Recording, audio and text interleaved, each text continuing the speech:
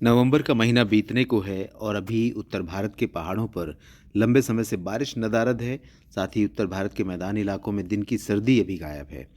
और असल में सर्दी का महीना दिसंबर और जनवरी होता है, लेकिन कहीं न कहीं नवंबर महीने में काफ़ी अच्छी सर्दी इन भागों में पड़ने लगती है। हालाँकि सुबह के मौसम में सर्दी बढ़ गई है सुबह के समय, लेकिन दिन में अभी भी मैक्सिमम टेम्परेचर पंजाब से लेकर राजस्थान, हरियाणा, दिल्ली, उत्तर प्रदेश समेत तमाम जगहों पर सामान्य से ऊपर रिकॉर्ड किए जा रहे हैं। और यही वजह है कि लोगों को ऐसा लगता है कि अभी मौसम ठंडा नहीं हुआ है।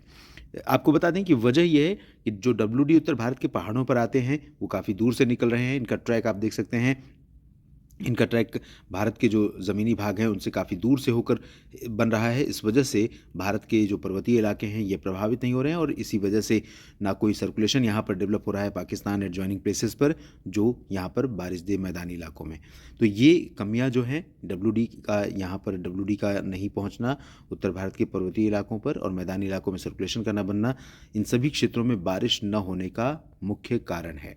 जिसमें कई बार आप देखते हैं कि ग्वालियर, छतरपुर और आसपास के इलाकों तक बारिश होती है। मध्य प्रदेश में, उत्तर प्रदेश में कई बार इसी सर्कुलेशन और इसी डब्ल्यूडी के प्रभाव से होती है और कई बार बिहार तक ये प्रभाव अपना दिखाते हैं और सर्दियों के मौसम में इनके चलते बारिश होती है। लेकिन अभी बारिश नहीं हो रही है, तो क्या परिवर्तन होगा, क्या चेंजेस आएंगे अगले 3 दिनों के मौसम में, इसमें हम बात करेंगे।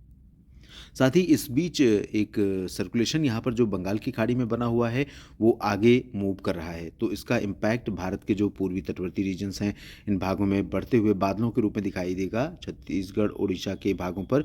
और साथ ही साथ छत्तीसगढ़ में उतना असर नहीं रहेगा, उड़ीसा में रहेगा और साथ ही साथ आंध्र प्रदेश के तटीय इलाकों में, साथ ही तमिलनाडु के भागों में। ये आज सिर्फ बादल दिखेंगे, बारिश की उम्मीदें यहाँ कम है। बारिश आज सिर्फ होगी गोवा और एडजॉइनिंग जो रीजन है कर्नाटक का, साउथ कोंकण गोवा का, साउथ तटीय जो कर्नाटक का हिस्सा है, साथ ही केरल के अधिकांश इलाकों में बारिश होगी। बाकी जगहों पर देश भर में मौसम मुख्यतः साफ और शुष्क रहेगा। उत्तर पश्चिमी हवाओं का प्रभाव उत्तरी राजस्थान और मध्य यूपी तक रहेगा। दक्षिणी यूपी और मध्य प्रदेश के भागों में फिलहाल टेम्परेचर थोड़ा बढ़ेंगे, लेकिन बहुत ज़्यादा अंतर नहीं रहेगा। और पूर्वोत्तर भारत में ज़रूर थोड़ा सा तब्दीली मौसम में आ रही है। यहाँ पर मॉइस्चर पहुँचने के चलते मणिपुर और मिज़ोरम में, साथ ही साथ त्रिपुरा में कुछ इलाकों में बारिश की गतिविधियाँ यहाँ पर हो सकती हैं अगले 24 घंटों के दौरान। तो ये स्थिति रहेगी अगले 24 घंटों के दौरान, यानी 29 नवंबर को। अब जानते हैं 30 नवंबर को कैसा मौसम रहेगा। बंगाल की खाड़ी आप देख रहे हैं, यहाँ पर थोड़ा हलचल बंगाल की खाड़ी में अपेक्षाकृत बढ़ रही है। काफ़ी दिनों से यहाँ पर ज़्यादा हलचल नहीं हो रही थी, लेकिन अब धीरे धीरे बढ़ रही है।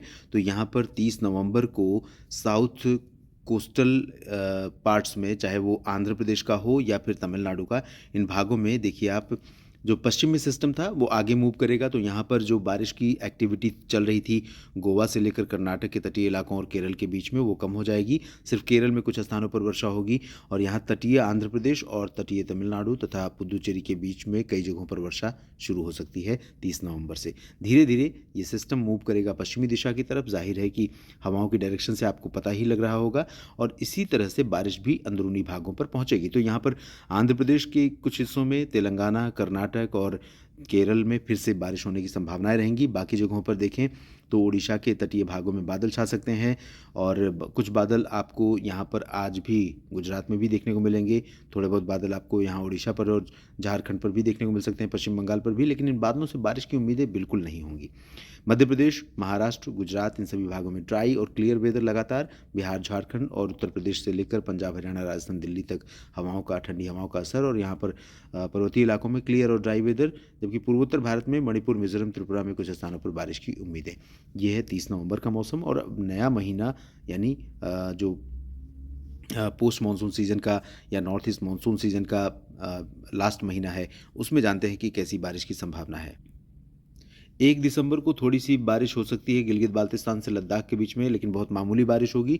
दक्षिण भारत के क्षेत्रों में बारिश की गतिविधियां बढ़ेंगी और कई इलाकों में, यहाँ पर आप देखिए तटीय आंध्र प्रदेश से लेकर तमिलनाडु के बीच में कई जगहों पर हल्की से मध्यम और इंटीरियर पोर्शन में कुछ स्थानों पर लाइट रेन होने की संभावना है। धीरे धीरे बारिश और यहाँ पर 2-3 दिसंबर को बढ़ जाएगी। सेंट्रल पोर्शन की अगर हम बात करें तो यहाँ पर भी हवाओं का रुख बदला हुआ है। आप ये देखिए, इस तरह से हवाएं पहुँच रही हैं। यहाँ पर एक ट्रफ वाली सिचुएशन बन रही है। ट्रफ ये बन रही है यहाँ पर, आप देख सकते हैं इस तरह से, क्योंकि यहाँ पर हवाएं बंगाल की खाड़ी में इस तरह आ रही हैं और वापस इस तरह से लौट रही हैं। तो ये जो रीजन है यहाँ पर, मध्य प्रदेश, महाराष्ट्र का या फिर छत्तीसगढ़, उड़ीसा और झारखंड, बिहार, पश्चिम बंगाल का, इन भागों में इन हवाओं का असर होने की वजह से और साथ ही कुछ हवाएं अरबियन सी से भी ऐड हो रही हैं, तो उत्तरी ठंडी हवाओं का असर कम हो जाएगा, शुष्क हवाओं का असर रहेगा। तो ये हवाएं यहाँ पर टेम्परेचर को गिरा देंगी, बढ़ा देंगी, जो मिनिमम टेम्परेचर गिर रहे थे उनको ऊपर ले जाएंगी। और ये हाल 1-2 दिन का ही रहेगा, उसके बाद इन हवाओं के रुख में परिवर्तन हो जाएगा और फिर से उत्तर पश्चिमी हवाएं 2 दिसंबर से लगातार इन भागों में चलनी शुरू हो जाएंगी और जहाँ पर इन हवाओं का असर रहेगा वहाँ टेम्परेचर में गिरावट देखने को मिलेगी। लेकिन ज़्यादा बारिश फिलहाल देश में अगले 3 दिन नहीं होगी, लेकिन आने वाले समय में एक सर्कुलेशन यहाँ पर बनेगा, एक स्ट्रॉन्ग सिस्टम यहाँ पर बनेगा बंगाल की खाड़ी के ऊपर, और ये सिस्टम हो सकता है कि प्रभावशाली होकर साइक्लोनिक स्टॉर्म भी बन जाए।